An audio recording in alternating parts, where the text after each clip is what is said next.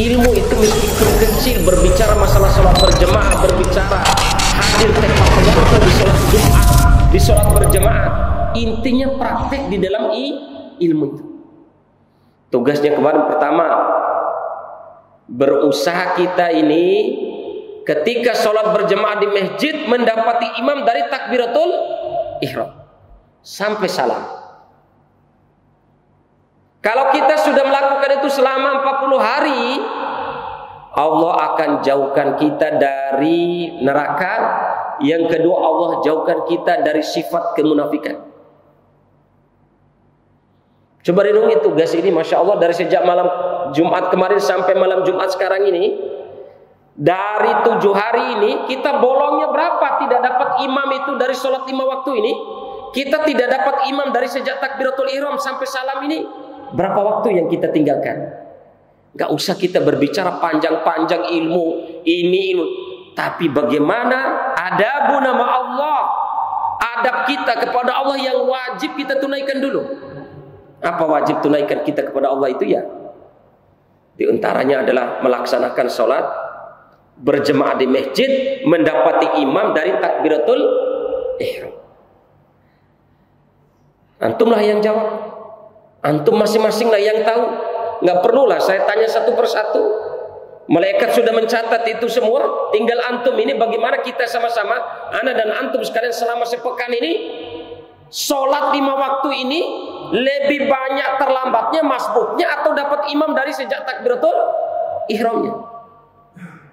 Dan itu real kata Nabi SAW. Kalau kita bisa menjaga sholat 5 waktu, mendapati imam dari takbiratul ihram, pertama jelas dijauhkan dari neraka. Yang kedua kita dijauhkan dari sifat munafik. Apa sifat munafik? Di antaranya tadi terlambat datang sholat berjemaah di masjid. Yang kedua sifat munafik itu tidak khusyuk dalam melaksanakan sholat. Menganggap sholat, gerakan sholat itu gerakan yang biasa, hanya menunaikan tugas dan kewajiban saja. Maka di dalam tingkatan iman ada Islam, ada iman, ada ihsan. Orang yang dikatakan berislam dengan atas dasar Islam, dia tidak peduli mau terlambat sholat mau tidak ada urusan bagi kita. Tapi ada aslul iman, dasar imannya ada. Itu kalau orang imannya berdasarkan Islam. Karena tingkatan iman itu ada Islam, ada iman, ada ihsan. Paling dasar itu Islam. Jadi kalau dia datang sholat terlambat, kadang sholat kemudian kadang dia bermaksiat, kadang sholat di masjid, kadang sholat di rumah, ya, kadang sholatnya terlewatkan karena keenaknya tidur, itu baru melakukan ibadah karena atas dasar Islam. Imam Ibnu Qayyim al-Jauziyah membagi tentang pembagian ibadah kita ini. Dasarnya ada, bahkan yang wajib-wajib ini kadang dia tinggalkan, apalagi yang sunnah-sunnah. Apalagi yang sunnah-sunnah ini banyak sekali dia tinggalkan. Dia sudah tidak peduli dengan yang sunnah-sunnah. Ada pembagian ulama yang sampai seperti itu, bahwa kadar ibadah kita dengan sesuai kadar dasar Islam kita itu seperti itu. Tidak ada rasa takut, tidak ada rasa merugi ketika mungkin terlambat datang sholat berjemaah di masjid. Tidak ada merasa rugi, tidak ada rasa takutnya, tidak ada rasa ruginya kalau datang sholat ketika imam sudah selesai salam. Berarti ibadah yang dia bangun itu baru dasar imannya, dasar iman al-Islam. Baru aslul iman. Dasar imannya itu ada, yaitu dengan melaksanakan perkara yang 5 waktu yang ada dalam rukun Islam itu. Tapi ikhwanu fiddin arsyadina wasyarakumullah, kalau orang melakukan ibadah tingkatannya sudah tingkatan iman, faktor iman, yang kedua tingkatan tengah, ketika dia terlambat bangun dari sholat, artinya terlewatkan sholat malamnya itu sehari saja, atau terlambat saja dia bangun tiba-tiba sudah adzan subuh, dia beristighfar, dia merasa rugi, dia merasa menyesal. Terlambat datang sholat, tidak dapat imam dari takbiratul ihram, dia merasa rugi, ketakutan. Jangan sampai ada sifat kemunafikan di dalam diri saya, di dalam dirinya. Ini dasarnya iman. Maka tidak heran kalau Umar ibn al-Khattab keenakan bekerja, keasikan bekerja di kebunnya sampai terlewatkan sholat asar berjemaah di masjid. Dia kembali dari kebunnya, ternyata orang sudah selesai sholat berjemaah di masjid. Maka dia berjanji di hadapan Nabi sallallahu alaihi wasallam, ya Rasulullah, hasil kebun saya, hasil kebun kurma saya nanti ini yang membuat saya lalai dari tidak melaksanakan sholat asar berjemaah di masjid ini, nanti kalau panen hasilnya sebagai tebusan dosa saya karena saya terlambat pulang dari kebun sampai saya terlalaikan tidak bisa dapat sholat berjemaah di masjid. Itu orang panggilannya apa? Melakukan ibadah karena dasar imanu billah, karena iman. Kalau orang melakukan ibadah karena iman, Masya Allah, dia tidak pernah terlewatkan sebelum tidurnya, dia selalu berzikir, dia selalu melakukan adab-adab sebelum tidur, dari berwudunya, dari baca ayat-ayat apa saja yang disunahkan oleh Nabi Shallallahu Alaihi Wasallam. Kalau sudah tingkatan yang paling tinggi, sudah ini perkara-perkara yang al-ihsan. Perkara yang ihsan ini kalau orang Masya Allah tidak pernah waktunya terlalaikan kecuali untuk selalu dalam rangkaian ibadah-ibadah kepada Allah. Kalaupun dia kelihatan istirahat, tidak ibadah-ibadah ritual sebagaimana yang kita lihat, mungkin sholat, baca Al-Quran, zikir dan yang lainnya, tapi ketika dia tidur, dia selalu sebelum tidur dia merenungi. Diamnya dia mungkin baring, rebahannya dia, baringannya dia, refreshingnya dia, tidak pernah lisannya selalu diam dalam rangka untuk berzikir kepada Allah. Waktu yang terlewatkan dia tidak mau sia-sia. Karena apa? Fa in lam takun tarah fa innahu yarak. Anta budullah ka'annaka tarah. Kamu beribadah kepada Allah seakan-akan Allah melihat kamu. Seakan-akan kamu melihat Allah. Fa in lam takun tarah fa innahu yarak. Kalau kamu tidak bisa melihat Allah, pasti Allah bisa melihat kamu. Nah, ini susah kita raih, ya. Karena ibadah-ibadahnya ini adalah ibadah-ibadahnya para salaf, ibadah-ibadahnya para sahabat yang tidak pernah bayangkan. Abu Hanifah seorang tabi'in, Masya Allah, selama 40 tahun wudhu sholat isya masih bisa dipakai untuk sholat subuh. Coba bayangin, wudhu sholat isya itu tidak berwudu lagi dia untuk sholat subuh. Karena apa? Wudhu sholat isya masih bisa dipakai untuk sholat subuh. Apa yang dikerjakan? Baca Al-Quran, zikir, karang kitab. Itu toh kerjaan. Waktunya terlewatkan begitu luar biasanya. Karena apa? Sudah menganggap apa yang dia lakukan itu dia melihat Allah.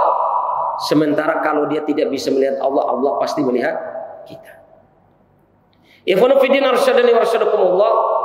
Imanu bil malaikah, iman kepada malaikatnya Allah Subhanahu wa taala. Pertama, kita berkeyakinan bahwa Allah memiliki malaikat itu yang jumlahnya tidak bisa dihitung. Kita meyakini manhaj kita dalam masalah ini bahwa beriman kepada malaikatnya Allah, bahwa jumlahnya, bahwa Allah menciptakan malaikat itu dengan jumlah yang banyak. Kemudian kita tidak mengetahui berapa jumlah malaikat yang diciptakan oleh Allah. Wa ma ya'lamu junuda rabbika illa hu. Tidak ada yang mengetahui jumlah tentara-tentara Allah kecuali Allah Subhanahu wa taala. Hanya Allah yang mengetahui berapa jumlahnya. Tapi wajib bagi kita untuk mengimani adanya para malaikat yang diciptakan oleh Allah Subhanahu wa taala. Yang kedua, wajib bagi kita untuk beriman terhadap nama-nama yang masyhur yang dijelaskan oleh Allah, yang dijelaskan oleh Rasulullah SAW tentang nama-nama malaikat tersebut. Kita kenal ada namanya malaikat Jibril. Kita kenal ada namanya malaikat Mikail, Israfil, Munkar dan Nakir, Malakatul Maut, ya. Kemudian malaikat Mikail, malaikat Ridwan. Ini nama-nama malaikat yang sudah disebutkan oleh Allah Subhanahu wa taala di dalam Al-Qur'an dan Sunnah, tapi ada malaikat-malaikat juga yang lain yang Allah tidak sebutkan nama-nama dan tugasnya. Kemudian tugasnya malaikat Jibril yaitu menyampaikan wahyu. Tugasnya malaikat Mikail adalah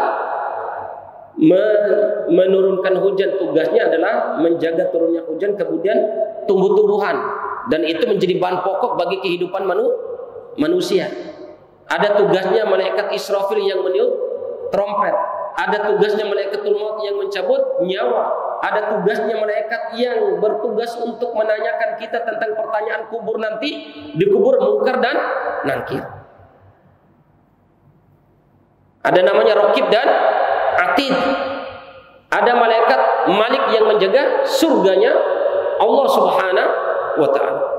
Ini ikhwan fillah arsyadani wa arsyadukumullah tentang tugas-tugas malaikat tersebut. Kemudian kita juga harus mengimani, mempercayai dan seyakin-yakinnya bahwa Allah Subhanahu wa taala memiliki malaikat-malaikat yang juga tidak disebutkan namanya, tapi ada tugas-tugas khusus. Di antaranya adalah mencatat amal manusia.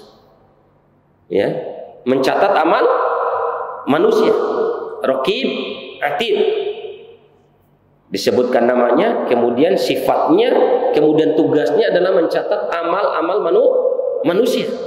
Ternyata ma yalfidhu min qawlin illa ladaihi raqibun atid. Tidak ada sepatah kata pun yang keluar dari lisan kita kecuali malaikat mencatatnya. Saya coba membuka dalam tafsir Al-Imam Ibnu Katsir, ternyata perkataan dan perbuatan yang baik, yang buruk semuanya dicatat. Kemudian yang ketiga yang dicatat itu adalah perbuatan yang sia-sia. Perbuatan-perbuatan yang sia-sia, perbuatan yang mubah-mubah, itu juga perkataan yang mubah, perbuatan yang mubah, seluruhnya dicatat oleh mereka. Jadi jangan dianggap yang dicatat itu yang baik saja, yang dicatat itu yang buruk saja. Ternyata yang sia-sia, santainya kita, refreshingnya kita, ketawanya kita, apa skala yang tidak ada unsur kebaikan dan tidak ada unsur kejahatannya, yang sia-sia maupun urusan yang mubah, makannya kita, minumnya kita, itu seluruhnya dicatat oleh malaikat itu. Tidak pernah terlewatkan dari catatan malaikat Raqib dan Atid. Itu pertama. Kemudian yang kedua, ada tugas malaikat yang memang tidak disebutkan namanya. Apa tugasnya? Malaikat ini ditugaskan oleh Allah Subhanahu wa taala untuk mencari-cari setiap harinya, malam, siang dan malamnya mencari-cari siapa di antara hamba Allah, siapa di antara umat Muhammad SAW yang selalu berada di majelis al-ilm. Itu ada malaikat khusus dia. Mencari dia siapa di antara hamba-hamba Allah, siapa di antara umat Muhammad SAW yang berada di majelis ilmu, apakah di masjid, apakah di kebun, apakah di rumah, yang penting jangan WC, apakah di laut, apakah di mana saja, yang penting di situ duduk bersama, berkumpul bersama untuk berbicara masalah ilmu. Malaikat itu menaunginya dengan sayapnya, melindunginya dan bahkan mendoakannya. Sudah malaikat melindungi, sudah dapat ini malaikat yang bertugas untuk mencari halaqatul zikir, halaqah ilmu, sudah didapati oleh malaikat yang menjadi tugasnya tersebut. Malaikat itu langsung membentangkan sayapnya dalam rangka untuk melindungi kita orang yang belajar ilmu. Bahkan di dalam hadis yang diriwayatkan oleh Imam Abu Dawud, yarkabu ba'duhum ba'dha, sampai malaikat yang satu dengan malaikat yang lainnya itu menaiki yang lain, saling menaiki yang lain. Bahkan di dalam keterangan hadis Nabi SAW, dari 7 tingkatan langit yang ke atas ini sampai ke langit dunia, saking banyaknya tumpukan malaikat itu. Karena apa? Saking berebutan para malaikat itu untuk melihat orang-orang yang berada di majelis ilmu. Ya. Itu ada dalam buku At-Targhib wa Tarhib yang disahihkan hadisnya oleh Imam Nasruddin Al-Albani. Minas sama'i sama ila sama'id dunya. Saking banyaknya tumpukan malaikat itu saling menaiki satu dengan yang lain. Dari langit dunia sampai langit yang ketujuh itu, saking tingginya malaikat itu menaiki satu dengan yang lainnya karena saking senangnya dengan apa yang dituntut oleh orang-orang yang beriman, saking senangnya para malaikat dengan apa yang dicari oleh orang-orang Islam dan pengikut Muhammad SAW, yaitu berbicara tentang masalah ilmu, berdiskusi masalah ilmu Islam, berdiskusi tentang ayat Allah dan sunnah-sunnah Nabi Shallallahu Alaihi Wasallam. Coba lihat, masya Allah, disebutkan oleh Allah di hadapan seluruh para malaikat. Kemudian ada tugas khusus malaikat ini yang mencari-cari siapa yang berada di majelis ilmu. Kemudian malaikat yang ada di langit pertama sampai ke langit ketujuh itu bertumpuk-tumpuk, saling menaiki satu dengan yang lainnya malaikat. Saking senangnya, saking hobinya para malaikat melihat apa yang dilakukan oleh orang-orang Islam dalam rangka untuk berdiskusi atau mendengarkan ilmu-ilmu Allah Subhanahu wa Ta'ala. Jemaah sekalian yang mudah-mudahan Allah rahmati, ada malaikat yang tugasnya fil masjid. Tugasnya malaikat di masjid itu beda lagi. Tugasnya pokoknya berada di masjid mencatat siapa yang masuk pertama kali di masjid. Ketika masuk pertama kali di masjid, dia duduk di saf keberapa. Itu masya Allah. Pertama masuk masjid, jangankan pahala jangankan masuk masjid jemaah sekalian, dari sejak dia berwudu di rumah, dari dia jalan kaki sampai itu pahalanya beda-beda. Berwudu di rumah pahalanya berbeda, jalan menuju ke masjid pahalanya sudah hitung pahala berbeda, masuk masjid dengan berdoa sudah pahalanya berbeda, buka pintu masjid, awal masuk masjid itu sudah pahalanya beda. Kemudian ketika masuk masjid dia duduk di saf pertama pahalanya beda. Duduk di saf pertama atau di saf keberapa, itu kan saf pertama lebih baik pahalanya, saf kedua lebih rendah terus pahalanya begitu. Kalau ikut aturannya dalam hadis Nabi SAW begitu. Dan di situ ada malaikat yang mencatat. Siapa ini? Hamba Allah. Siapa pengikut Muhammad SAW? Yang sambil menunggu sholat isya ini siapa? Nama kita dicatat satu persatu. Habis sholat maghrib kita sambil menunggu taklim, sambil menunggu sholat isya, dicatat oleh malaikat yang tugas khusus untuk mencatat orang yang menunggu sholat berjamaah di masjid. Kurang apa lagi? Kenapa kita ini kurang menyambut ini? Kurangnya al-iman, kurangnya keyakinan. Karena keyakinan inilah yang memotivasi, yang mendorong kita untuk berbuat yang baik ini. Kalau keimanan, keyakinan kita kuat jemaah sekalian, tidak pernah kita akan ketinggalan untuk sholat berjamaah di masjid dari mendapatkan imam takbiratul ihram. Kalau kita yakin dengan apa yang disabdakan Rasulullah SAW, bahwa ada malaikat yang tugas mencatat hamba-hamba Allah, umat Muhammad SAW yang menunggu sholat berjamaah di masjid, ada malaikat khusus, niscaya kita tidak pernah akan terlambat untuk hadir ke masjid. Kurang yakinnya kita, niscaya kita ini tidak pernah jauh daripada shaf pertama. Kata Rasulullah SAW, seandainya manusia umatku mengetahui besarnya pahala duduk di shaf pertama, niscaya manusia akan mengantri sebagaimana orang mengantri kekurangan air atau kekurangan beras. Saking besarnya pahala berada di shaf pertama itu. Kenapa? Ini permasalahan yang sepele, permasalahan yang biasa. Nah, kita bisa mengukur itu jemaah sekalian dari apa yang disampaikan tadi, sabda-sabda Nabi SAW, ayat-ayat Allah Subhanahu. Kita sikapinya dengan iman dasarnya atau Islam saja. Kalau orang hanya punya dasar ibadah karena faktor Islamnya saja, tingkatan imannya karena ada aslul iman, dia tidak peduli mau shaf pertama mau shaf kedua, dia tidak peduli. Itu panggilannya panggilan Islam atau dasar Islam. Tapi kalau panggilannya iman, masya Allah, merugi betul dia menyesal masuk masjid ternyata orang sudah penuh di shaf pertama, dia merasa merugi. merasa menyesal, dan dia tidak akan mengulangi lagi supaya dia tidak terlambat hadir di sholat. Itu panggilannya iman. Itu panggilannya iman. Ibadah karena iman.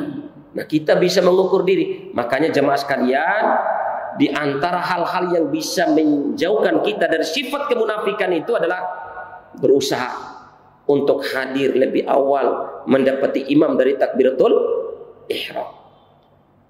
Ini jemaah sekalian yang mudah-mudahan Allah rahmati. Kemudian ada tugas malaikat yang selanjutnya adalah hanya tugasnya mengelilingi Baitul Ma'mur. Tawaf di Baitul Ma'mur itu. Tugasnya tawaf toh, kelilingi Baitul Ma'mur. Ya Allah Subhanahu wa taala di atas langit yang ketujuh, di atasnya. Sebelum arasnya Allah Subhanahu wa taala. Tugasnya ngelilingi itu toh. Ada tugas malaikat yang tugasnya sujud. Langit pertama sampai langit ketujuh ini tugasnya sujud toh. Ada tugas malaikat subhanahu khusus pada hari Jumat. Berarti kalau di Masjid Jawa Baru ini ada dibuka nanti kalau hari Jumat 3 pintu, 1, 2, 3 atau 1 pintu saja di situ, berarti malaikat sudah standby sebelum sholat Jumat. Tugasnya apa? Mencatat tuh. Siapa-siapa yang masuk masjid ini pada sholat Jumat ini, catat namanya satu persatu. Ketika khotib sudah naik di atas mimbar sebelum azan dikumandangkan, pokoknya sebelum khotib naik, khotib sudah naik, assalamu, sudah ditutup bukunya.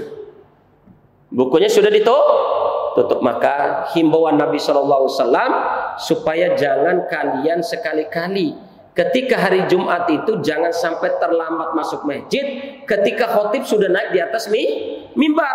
Karena kalau khotib sudah naik di atas mimbar, buku catatan malaikat siapa-siapa saja yang masuk di masjid ketika hari Jumat itu sudah ditutup oleh malaikat yang menjadi tugas wajibnya pada saat itu.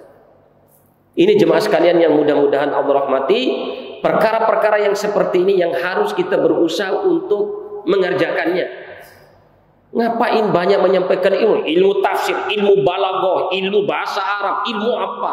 Tapi ilmu dasar yang mengakibatkan Islam kita ini, tingkatan iman kita ini Islam atau iman. Itu dua itu aja dulu lah, jangan usah berbicara ihsan, berat ihsan.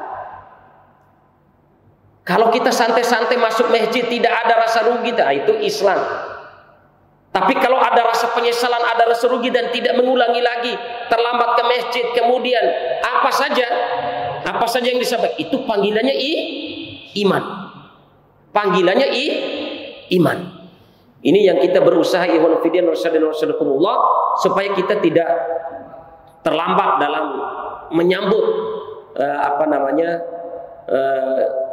tabsyir dari Allah, berita gembira daripada Rasul sallallahu alaihi wasallam ini. Ya, lebih-lebih salat subuh ini. Lebih-lebih salat subuh ini. Kita enggak usah berbicara salat tahajud lah dulu ya. Karena masalahnya enggak mungkin kita ini bisa melaksanakan salat tahajud kalau kita terlambat salat subuh. Susah itu. Ya. Enggak mungkin kita bisa berbicara konsisten melaksanakan sholat 5 waktu kalau kita tidak menjaga sholat subuh di masjid. Kok sholat subuh kita terlambat? Sholat subuhnya orang sudah takbiratul ihram, berangkat sudah rasa rakaat. Sholat subuh imam sudah salam baru kita datang. Wah ini masya Allah. Saya yakin sholat yang lain pun begitu. Iya, sholat yang lain pun begitu. Karena standar ini adalah sholat subuh. Sudah aja? Sudah aja? Nah, jazakumullah khair ya ikhwan fillah rahimakumullah. Itulah beberapa tugas malaikat yang harus dan berusaha kita untuk menjaganya supaya kita bisa semakin yakin akan adanya Allah, semakin yakin kita mengagungkan Allah, semakin yakin kita membesar-besarkan Allah Subhanahu wa taala. Apalagi hidup-hidup kita di akhir zaman ini, aduh, tantangannya banyak sekali. Kalau tidak ada keyakinan yang kuat kepada Allah, rusak nanti kita. Na'udzubillah, tsumma na'udzubillah min dzalik. Subhanaka Allahumma wa bihamdika asyhadu an la ilaha illa anta astaghfiruka wa atubu ilaik.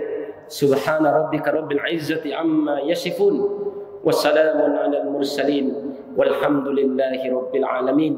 Wassalamu alaikum warahmatullahi wabarakatuh.